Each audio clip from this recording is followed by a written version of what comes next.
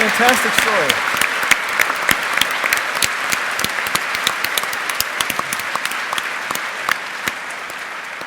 Bill? Cuckoos? Cuckoos. Sort of.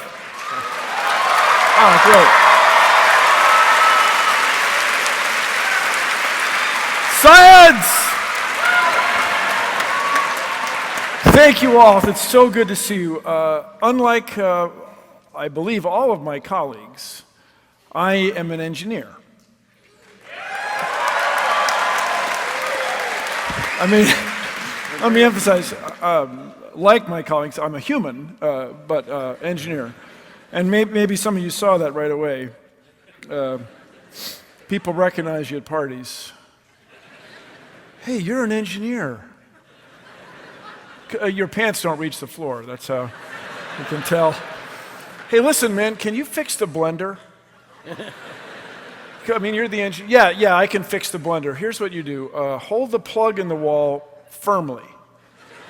And then just hold the blender motor under some cold running water. Now, see, that's funny if you're scientifically literate.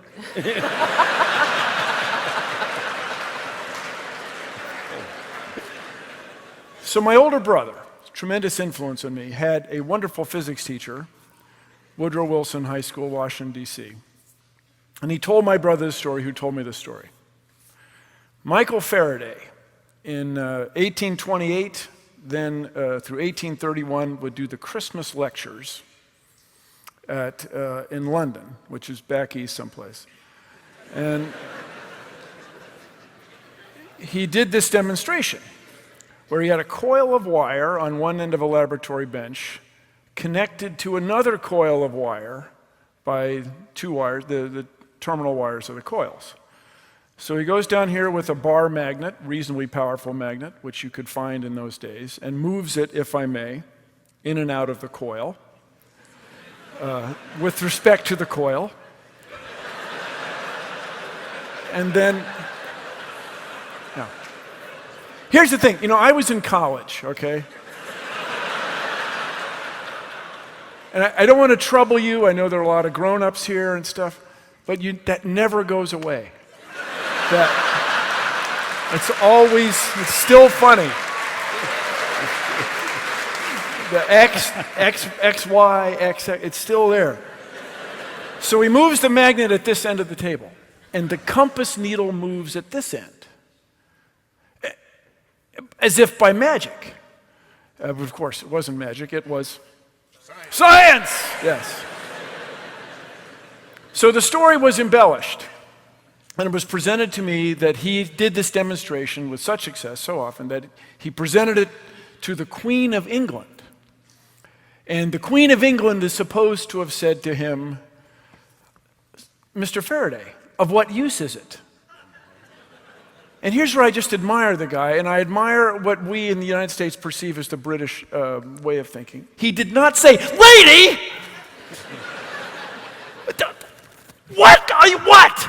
Would you look? That's at that end, I'm at this, I'm not touching it. What? Are you high? I mean, come on. I love it. Your eyes are awesome. But that's not what he said. According to the story, he said, Madam, of what use is a newborn babe? Now, I don't know how much time you have spent with newborn babes, but they're not that useful. They're loud, and they leak, and there's a lot of times they don't seem to understand a word you say to them. But with that said, everybody, first of all, I mean, looking with all due respect, it was King George IV at first, and then it was William IV, so there was no queen involved. When I did the Science Guy show, we had a researcher who was very diligent about this, and he never presented it to the monarch. He presented some woman, a normal person, came up to him and asked him this question. But look around, everybody. Everything in this room, everything the lights, the curtains, the paint, the clothes you're wearing, the upholstery, the floor, the stage. Everything here owes its existence to that discovery, to the discovery that not only is there a connection between electricity and magnetism, but there's a connection between electricity and the moving of the magnetism, the flux. And that discovery, dare I say it, changed the world. But this process of science that this guy spent, I guess, he took tremendous pride in his demonstrations, and he really perfected this to show it to people. This discovery had a deep effect on me. Now, when I was a kid, I delivered the newspaper. I was a paper boy. That was the title. And in the Washington Post on Sundays, there'd be Ripley's Believe It or Not. It's still there. It's a different paper, but still there. And it would say from time to time, they would run the story roughly, according to aerodynamic theory, bumblebees cannot fly. And this made quite an impression on me. And I spent some time watching bumblebees. And it became clear to me that the bees are fine.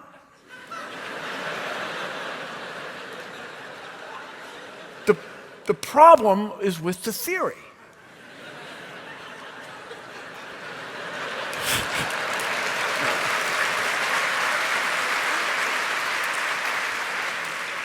So I wonder, continually, how many things are right under our nose that we just don't know anything about.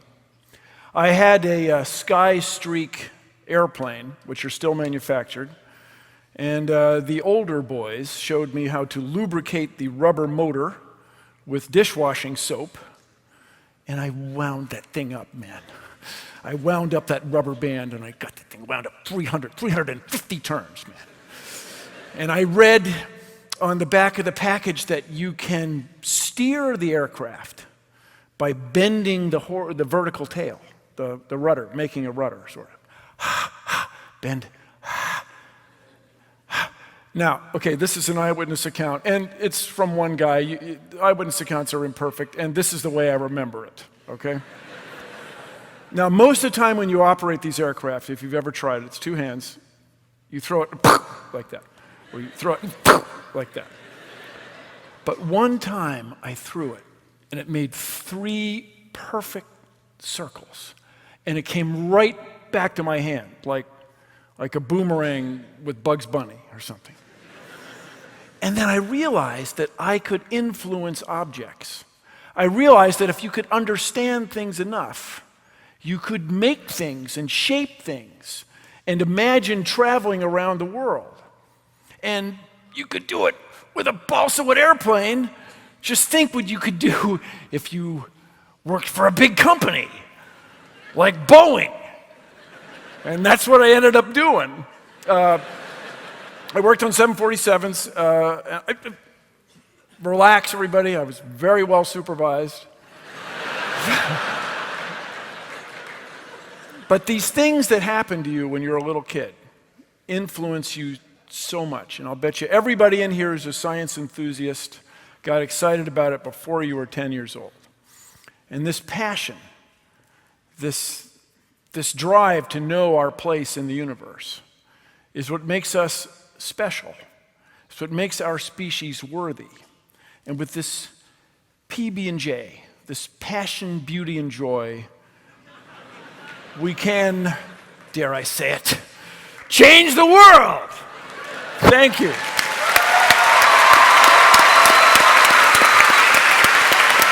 Be engineers, you people. Thank you.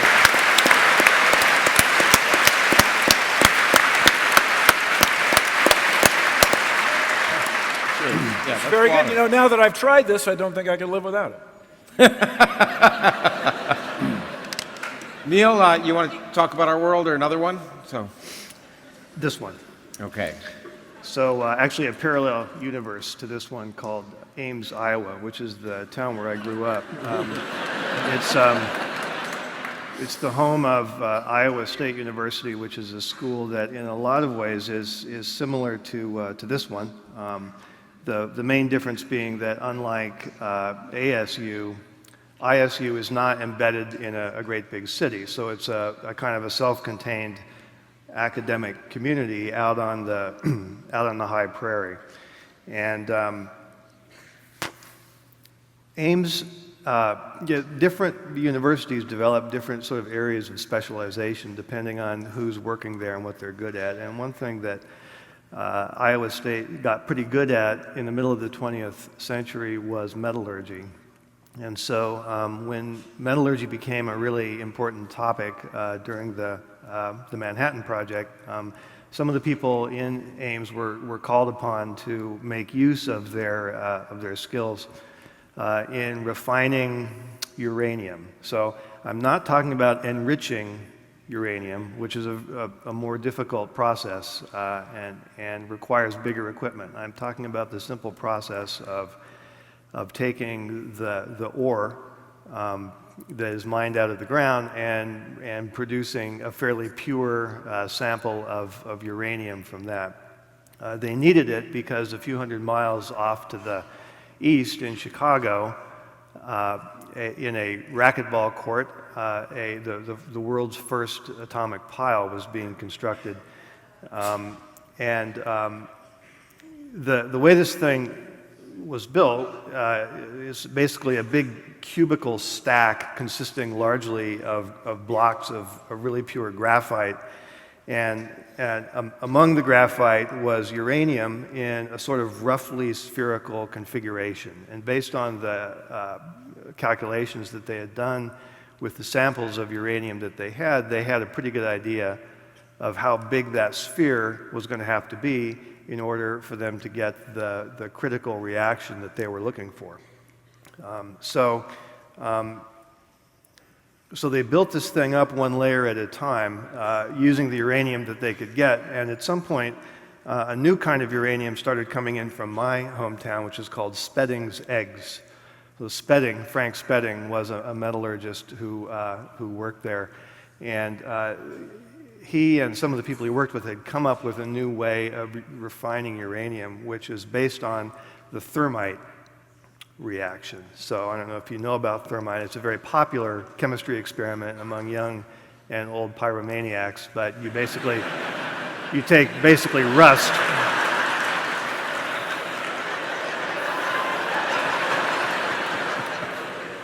I thought that would bring some people out of the woodwork.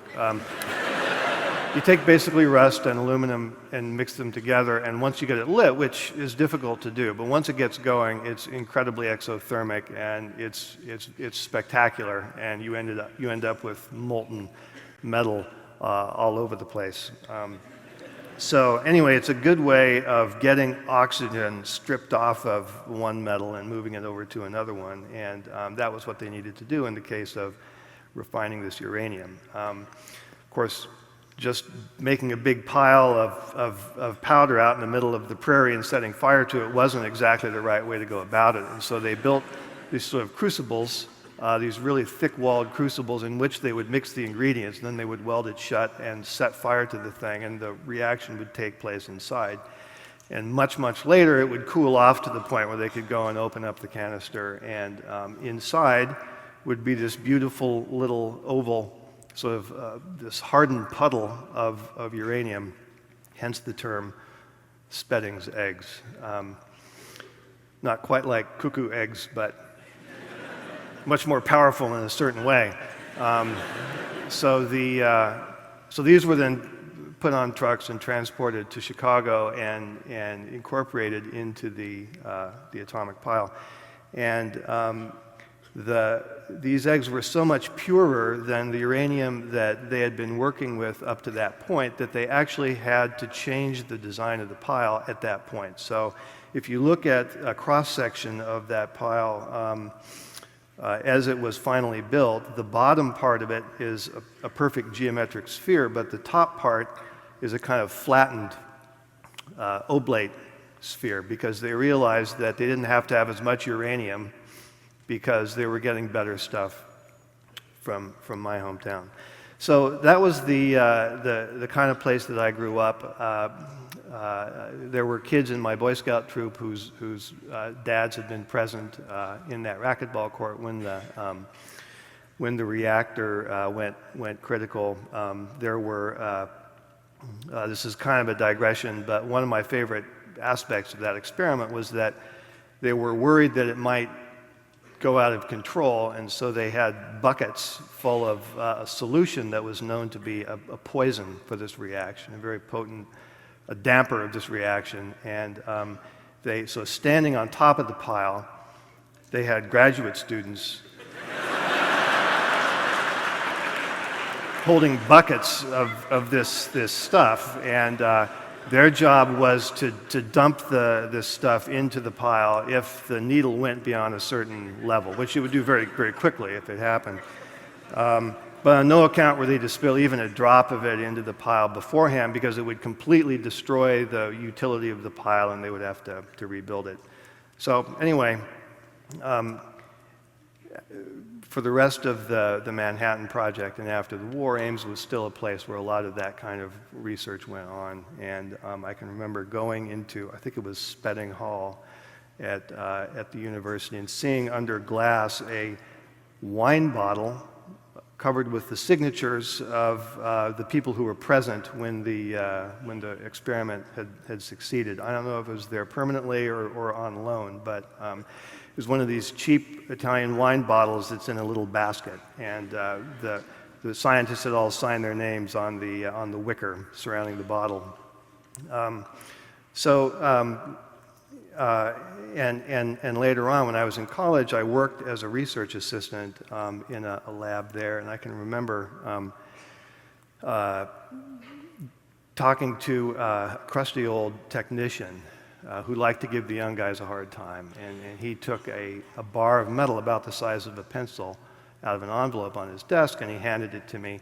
He said, "What do you think that is?" And I began weighing it in my hand and guessed all of the dense metals I knew of, like osmium, because I was a smart little physics major and I knew what all the heavy metals were. And when I had run down the list of all of them, he told me that I was holding a bar of uranium in my hand. So I kind of froze up for a second, and he snatched it out and stuffed it into an envelope and said, "You probably shouldn't hold that for very long."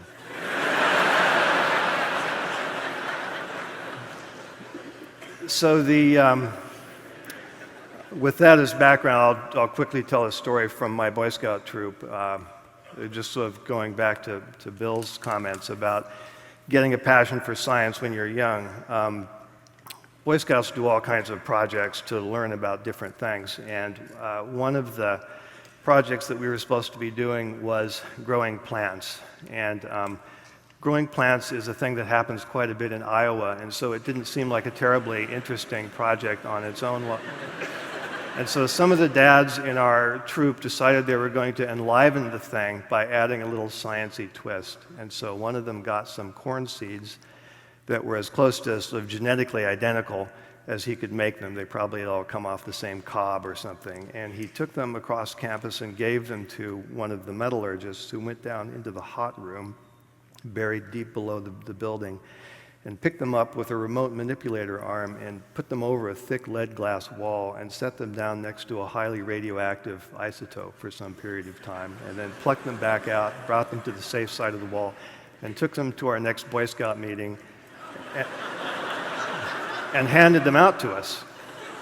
And our instructions were to take them home, plant them, water them, and bring our plants back in a few weeks' time. And one of us, there would be one prize given out for the tallest plant, and another prize given out for the weirdest mutation. And so we all participated in that project, and my plants died because I'm that kind of guy. I am the notorious black thumb, but we got both kinds of plants, both sort of fully normal-looking corn plants and other plants that were not identifiable as corn by anyone who's ever seen corn, and we had all seen it. So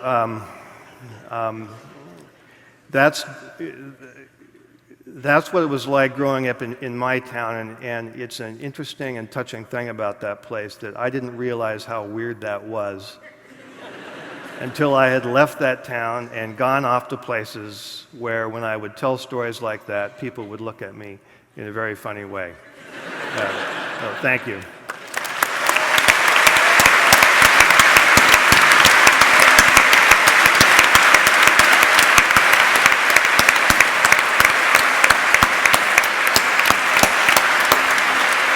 You know, when I was a kid, I worked at a folk festival, and I love music, although I'm not very musical. And I remember specifically a few events where the best musicians in the festival would be asked to improvise. And it was amazing, because you'd see the first one, and it would just blow you away. And then you think, oh, the poor second guy. And they'd blow you away. And what you watched was this incredible buzz of talent and excitement, because each person was excited by the person before them. And you know, when I put this together, we had no plans. I just thought, we'll wait and see what happens. And I hope that you felt the same buzz that I felt on this stage. It was just an amazing thing.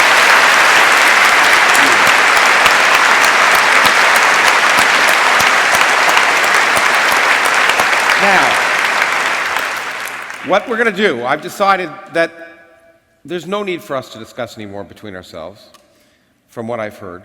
So we will take a break, and we're going to go directly to the questions from the audience, because I think I'd like you to have a chance to interact with these people, and I'm in awe of them. And let's thank them once again.